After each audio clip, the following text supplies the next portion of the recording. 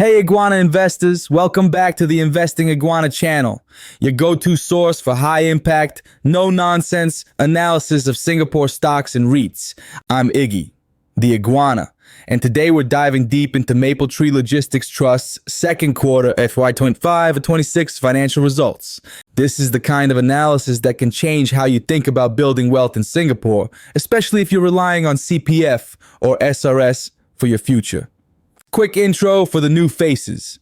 The Investing Iguana is ranked 8th in the 2024 Influential Tigers by Tiger Brokers, and we just crossed 1 million reads with 58,000 likes. With over 1,000 videos and 600,000 watch hours as of August 2025, our mission is simple. Break down complex reports so you can make smarter investment decisions. Today's crucial deep dive into Mapletree Logistics Trust, or MLT, is your ticket to understanding what's driving the numbers and where the risks and opportunities really are. Stick around. Here's what's ahead. We'll walk through each of the 10 slides in the financial presentation, break down the headline figures, give you context for SG investors, and finish with my personal assessment. Is MLT a buy, hold, or sell for you right now? Let's get started. All right, let's look at slide 1. Key highlights, the good, the bad, and the currency ugly. 2Q FY25-26 ended with 175 properties, down from 178 last quarter. On the surface, things look steady. DPU ticked up 0.2% from last quarter, and occupancy rose to 96.1%. This means tenants still need warehouse space, which is reassuring with China-US tensions swirling. But dig deeper, and rental reversion tells a different story. Portfolio rental reversion dropped from plus 2.1% to just plus 0.6% overall. Blame China alone, it improved from 7.5% to 3.0%, but it's still negative. China makes up 18% of assets and 15% of revenue, so 7 straight quarters of negative rent growth drags on results. The capital management side remains disciplined. Leverage is steady at 41.1%, 84% debt hedged, and steady average debt maturity. Why does this matter for you? If you're holding MLT for CPF returns, stability is good, but persistent China struggles mean you must watch for signs of deeper trouble. Slide 2. Financials. Year-on-year comparison shows currency pain. Gross revenue fell 3.2% year-on-year, down to $177.5 million. Management points to 3 things: weak foreign currencies, HKD, CNY, AUD, KRW, VND, loss of rental income from divested properties, and lower revenue from China and South Korea. Even with 75% of income hedged, that remaining 25% gets slammed when SGD strengthens. Singapore, Japan, and Hong Kong perform better, but it couldn't offset the drag. On a constant currency basis, revenue would have only slipped 0.9%. That shows most pain came from currency moves, not the business itself. Property expenses came down by 2.2% due to fewer properties and cheaper currencies, with a slight uptick from the new Joo Koon logistics hub. Borrowing costs fell 4%, helped by lower interest rates and paying off loans with divestment proceeds, but offset partly by pricier replacement hedges and rising JPY loan rates. The amount distributable to unit holders fell 9.6%. If you exclude last year's $6.1 million one-off gain from divestments, the real decline was 3.9%. DPU from operations dropped 4.8%.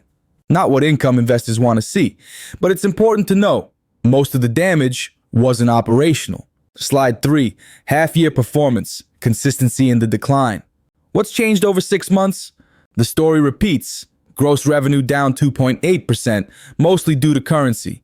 15 divestments reduced income, but Singapore, Japan, Hong Kong, and Australia picked up some slack. On a currency-neutral basis, just 0.8% revenue fall. Property expenses down 3.1%, with lower taxes and less expense from sold assets, partly offset by higher costs for newly acquired and developed assets. Borrowing costs nearly flat, down just 0.9%.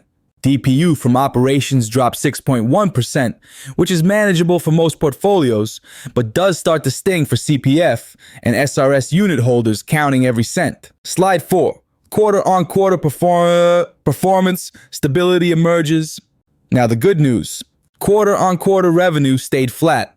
Losses in JPY and HKD offset by MJKLH and higher Singapore numbers. On a constant currency basis, revenue would have grown a little.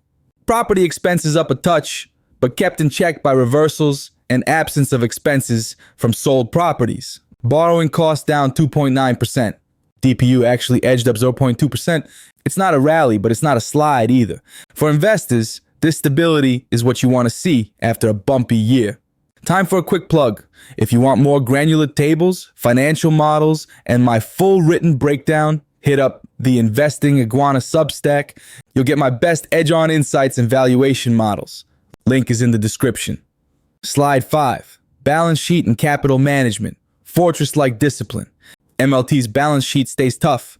Net debt dropped by 18 million QOQ, helped by divestments and reduced foreign currency loans, partly offset by new borrowings for asset enhancements.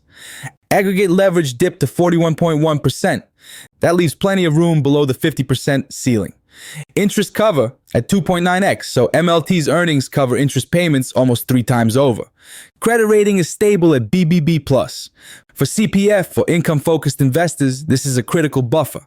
It means near zero risk of forced equity raises or dilutive actions. Slide 6.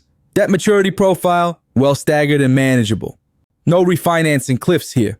This year, MLT faces only $47 million in debt maturity. With $819 million in available credit lines, that's a drop in the bucket. The biggest maturity isn't until FY 28-29, $546 million, and average duration sits at 3.6 years.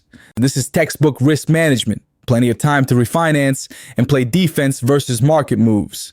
Debt is also diversified by currency: SGD, JPY, RMB, HKD, KRW, AUD, MYR, USD. This matches MLT's asset base and income streams, so currency shocks get cushioned. Slide 7. Interest rate and forex risk management. Multi-year hedging strategy. MLT's hedging is sophisticated. 84% of debt locked into fixed rates, meaning if rates rise, only 16% of the debt is exposed. Each 25 BPS rise only ding distributable income by a tiny 0.01 cent per quarter. Same with Forex. 75% of next 12 months' income is hedged to SGD. That shields investors from wild swings, but leaves 25% exposure for upside if currencies bounce. For CPF portfolios, hedging means less drama, more predictability. Slide 8. Distribution details. When you get paid. If you own units on November 5th, you get paid 1.815 cents per unit on December 16th. Own 10,000 units, that's 181.50. Trailing yield sits near 5.6%, way above government or corporate bonds. For a passive investor, that's financial peace of mind. But remember, yields can slide if profits fall further. Slide 9. Geographical diversification. Portfolio spread reduces risk. Here's a key strength. 70% of MLT's assets are in developed markets. Singapore, Hong Kong, Japan, Australia. These are stable, blue-chip logistics sectors. Emerging markets make up the rest. China, South Korea, Vietnam, Malaysia, India. Those bring growth, but also volatility. No single market dominates. Hong Kong is top at 22.7%, but China is only 18.1%. Unlike some Singapore-focused REITs, MLT has a buffer if one region stumbles. Slide 10. Tenant trade sectors and operational performance. Consumer-focused stability. MLT leases to over 970 customers. 85% of revenue comes from domestic consumer sectors. Think food, beverages, and consumer staples, together 31%. That's defensive. Export-linked tenants are only 15%, which is safer when trade wars flare. Occupancy rose to 96.1%. Singapore, China, South Korea, Malaysia improved. Japan dropped slightly, but it's a transitional issue. MJKLH is already leasing up fast. That's promising for future boosts in revenue. Rental reversions? Most markets are positive. Singapore plus 3.9%, Vietnam plus 4.3%, Malaysia up as well. China's negative, but the pace of declines is easing. That's a sign the bottom may be close. Portfolio rejuvenation is ongoing. MLT proactively sells older assets and redeploys into modern ones. boosting returns. Recent divestments generated solid premiums over valuation, a win for shareholders. On sustainability, MLT's hitting targets. Solar capacity up 19% year on year. 69% of portfolio is green certified, on track for 80% by 2030. Green financing increased too, and they're working towards net zero by 2050. Why does this matter? Green assets attract better tenants and fetch higher rents. Lower energy costs mean higher NPI. For Singapore investors, this is forward-thinking property management. Now, management's outlook, cautious optimism.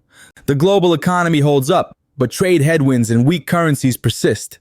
Leasing demand is steady. China trends are stabilizing, but risks remain. Management's focus: maintain healthy occupancy, income, and cost control while hedging risks. Let's zoom out. Singapore REITs returned about 16% YTD, helped by lower interest rates. Falling rates mean higher property values, lower borrowing costs, and bigger yield spreads. Industrial and logistics REITs face selling pressure, but Singapore names tend to prove resilient. MLT's positioning offers long-term tailwinds from e-commerce and Asian logistics growth. Short-term pain remains, but the structural trend is positive. Risks: China's ongoing struggles could worsen. Currency swings may hurt earnings further. Rate surprises could impact 16% of unhedged debt. Trade war escalation and oversupply in key markets can hit occupancy and rents. MLT must execute divestments and acquisitions well to avoid value traps. Opportunities: continued stabilization in China, regional currencies rebounding, lower rates driving cap rate compression, booming e-commerce, a visible sponsor pipeline of new logistics assets, and ESG credentials grabbing investor attention. So is MLT cheap, fair, or expensive? At 12.30 per unit, price to book is 1.03x, and trailing yield is 5.6%, right on sector average. Peers like Frasers and Suntec show strong DPU growth. Keppel DC REIT benefits from data centers. MLT lags them, hence its valuation sits close to book. As a contrarian play, if China and currencies bounce even a little, MLT's numbers could improve fast, giving you solid income while you wait. Iggy's overall assessment: hold with a conditional buy on further weakness. If you're already invested, the yield stays attractive, and operational trends suggest the worst may be over. Discipline in capital management and geographic diversification offer protection, and MLT's size defends against market shocks. For new buyers, look for a pullback towards $1.20, $1.25 for a juicier yield near 6%. If you're using CPF funds, you get the added blended benefit of CPF interest. Keep MLT as part of a balanced REIT portfolio, but don't bet the farm on it. Here's what to do next. Check your allocation. If MLT is over 30% of your REITs, rebalance. Set your price alerts for better entry points. Watch the next quarterly results for signals of China turning up and occupancy holding strong. Compare logistics alternatives like Ascendus and Frasers Commercial. Build a diverse, sector-spanning REIT portfolio to spread your bets. The bottom line: MLT is weathering storms but not thriving. Short-term headwinds remain, but stable trends, balance sheet strength, and Asia's logistics story keep the long-term case alive. Patience pays off here, even if you shouldn't expect fireworks soon. So, we've dissected Mapletree Logistics Trust's second quarter report, and I've given you my personal take on what it means for your investments.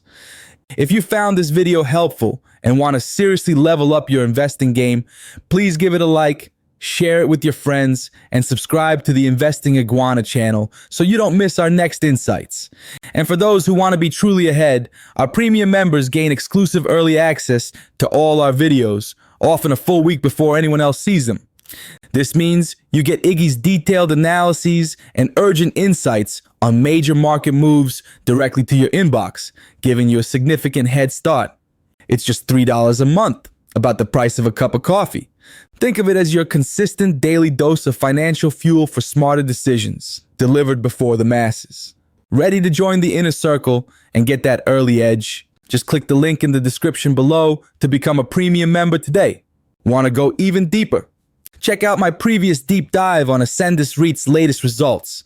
It's loaded with sector comparisons and tips on building a bulletproof CPF income portfolio.